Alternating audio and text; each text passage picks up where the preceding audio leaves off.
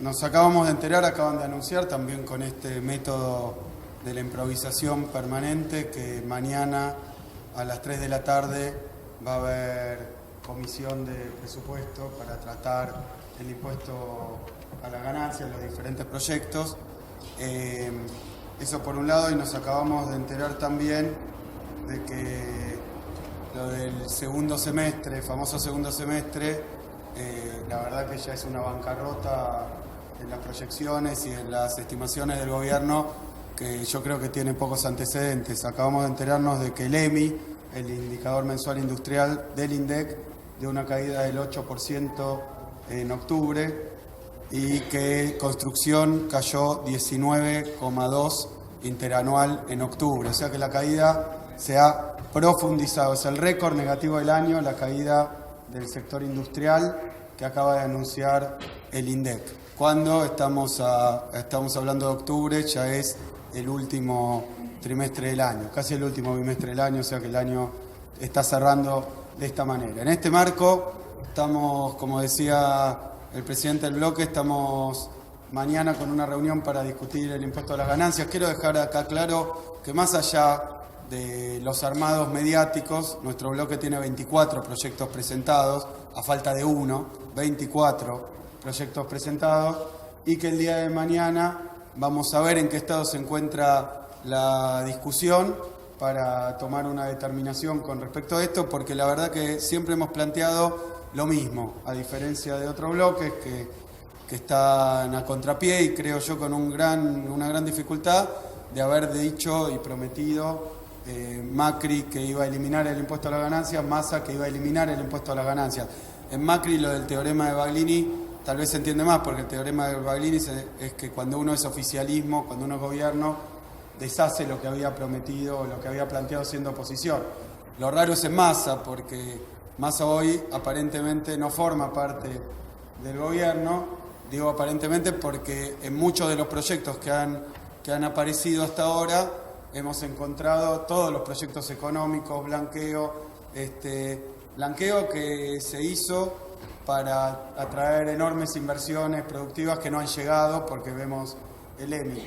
Pago a los fondos buitres que se hizo por una lluvia de dólares que no llegó, hay una evaporación prácticamente porque ha habido una fuga de capitales redoblada. Reparación histórica de los jubilados, busquen un solo jubilado que haya tenido algo similar hasta ahora a una reparación histórica. Estamos hablando de unos pocos pesos y para un número mucho menor. O sea que la condición económica está muy mal y en este marco se quiere discutir un cambio en el impuesto a la ganancia. Decía, habían prometido durante la campaña que lo iban a eliminar, las dos fuerzas que ahora han presentado proyectos para dejar el impuesto a las ganancias. En nuestro caso, siendo gobierno y siendo oposición, vamos a mantener la coherencia. Nosotros creemos que el impuesto a las ganancias es un impuesto en realidad a los altos ingresos que solo debe pagar una porción de los trabajadores que son los que más altos salarios tienen. Nuestro proyecto, seguramente en minoría, va a contener alguna fórmula para que solo pague, como fue cuando terminamos el mandato ahora el año pasado, pagaba 1.150.000 trabajadores, hoy pagan 2 millones de trabajadores. Es decir, que duplicaron la cantidad de trabajadores que pagan el impuesto a las ganancias.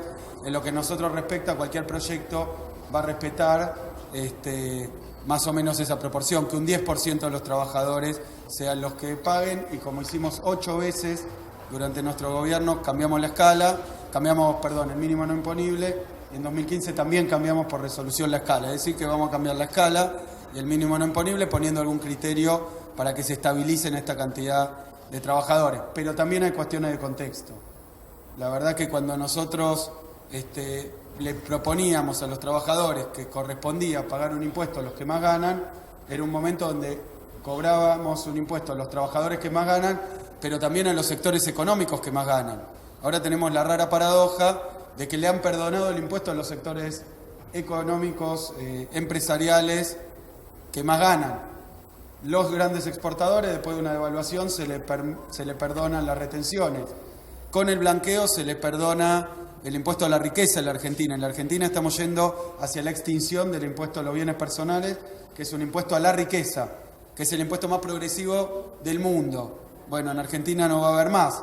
Entonces, en esas condiciones es difícil incluso hablarle a los trabajadores que tienen que hacer un esfuerzo a aquellos segmentos, aún el 10% que más gana de pagar un impuesto cuando se le ha perdonado a los sectores más concentrados, a los que más ganan. Del lado de los empresarios se le han perdonado los impuestos. Por eso nos llama la atención en el cambio de contexto, que se ha cambiado la estructura impositiva, se ha hecho más regresiva para las empresas, que se sostenga, que sea progresiva para los trabajadores. Y además hay que tener en cuenta que cuando nosotros defendíamos como gobierno el impuesto a las ganancias, era una época de 12 años, ni más ni menos, que todos los años subió el salario real. Siempre el salario iba por encima. Tenemos alguna discusión con algunos índices de precios muy exagerados que decían que de los 12 en un año no pasó esto, pero podemos tomar el periodo en su conjunto, incluso concediendo que haya una discusión sobre un año. Todos los años siempre los salarios fueron por encima de los precios. De esa forma es fácil discutir de cara al movimiento obrero, como lo hemos hecho siempre, que el sector, el 10% que más gana, puede aportar a través del impuesto a la ganancia. Y por otro lado, durante nuestro gobierno se crearon 6 millones de puestos de trabajo. En pocos meses hemos tenido una pérdida de empleos que no hemos visto en años en la Argentina. Así que estas dos cuestiones de contexto hay que marcarlas. Hoy se está discutiendo el impuesto a las ganancias en una época con un gobierno que le ha dejado de cobrar impuestos a los que más ganan de los empresarios y le quiere cobrar a los que más ganan de los trabajadores. Nosotros mantenemos la coherencia, pero también vamos a proponer que se repongan los impuestos a los bienes personales, que se repongan los impuestos, pues si no es muy inequitativo. Es muy inequitativo. Entonces hay que reponer el impuesto a los bienes personales, hay que reponer las retenciones a los sectores que no las tienen ya, hay que reponer los impuestos a la renta financiera. Y con esto digo lo último. Nosotros en 2013 pusimos un impuesto a la renta financiera bajo la forma de cobrar a los dividendos. Un impuesto a las ganancias a los dividendos, a las ganancias por dividendo. Tenemos que en la ley de blanqueo, votando juntos el Frente Renovador y Cambiemos, le sacaron ese impuesto. Y ahora en el proyecto del Frente Renovador vuelve ese impuesto. Ya es una cuestión más que confusa. Nosotros mantenemos la coherencia. Impuestos a los que más ganan, particularmente a los sectores empresarios, y en el caso de los trabajadores, solamente al 10% de mayores ingresos, por eso es un impuesto a los altos ingresos. En nuestro gobierno había crecimiento, no había despidos y había aumento del salario real. Era más fácil discutir un impuesto a los altos ingresos del trabajo.